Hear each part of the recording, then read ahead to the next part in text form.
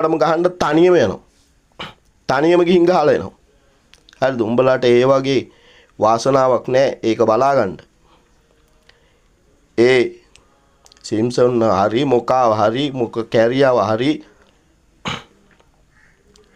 ඒත් මම එහෙම තියෙද්දිත් කඩුව අරගෙන සැන්ටෑන්ස් එක ගාවට ගිහිල්ලා අරුන් එනකම් බැලුවා. ආවේ නෑ. හැබැයි ඒ වෙලාවේ පොලිසියෙන් ආවනම් මාව දාගත්ත ගියා. උන්ට වැදගත් නෑ මොකද්ද උනේ කියන එක.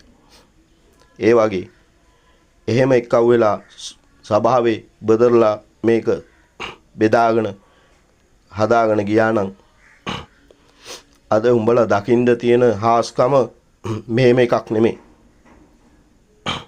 එහෙනම් ඒක ඩබල් එකක්. උඹලාගේ වයි මගේ වයි මුහු වුණා නම් මුහු වෙලා ආවනම් මෙතන සිම්සල්ලා 10ක් විතර.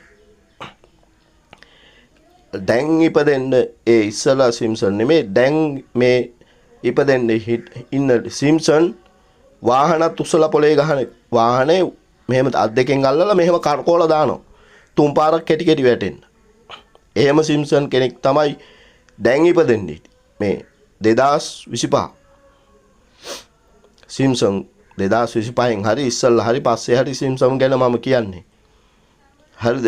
මගේ හෘද වස්තුවට ඉස්සරහිනුයි පිටිපස්සෙනුයි ගහපු කැහැල්ල මම දවසට උඹලාගේ කොන්දේ පිටිපස්සේ ප්ලේට් දෙක මැද්දට ඔබලා දෙවියන් වහන්සේට කියනවා දැන් ඕන් කරලා පෙන්නන්න කියලා. එතකොට මං අහනවා උඹලාගෙන් දැන් කොහොමද කියලා. ඔය එකක්නේ. ඒ වගේ දැන් ලෝකෙට ඉපදින්න ඉන්න සිම්සන්ට පුළුවන් වාහන කාර් එකක් වුණත් තුන් පාරක් කැරකිලා බිම වැටෙන්න උස්සලා දාන්න.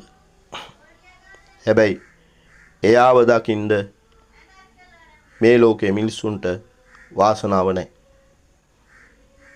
ඒ සිම්සන් කොළපාට මේ කොට කලිසමක් ගහගෙන හිටපු එකෙක්ද කියලා මම දන්නේ නැහැ. ඌගේ ඇඟ කොළපාටද කියලා. හැබැයි මේ ලෝකයාට ඒක දකින්න වාසනාවක් නැහැ. අර ජකින් සෙක්සුවල් වැඩි වුණා. ඒකෙන් එහෙනම් පසුව ස්වර්ගයේ විනිශ්චයදී හම්බෙමු. Body system cyber attack Suranga ඉවරයි.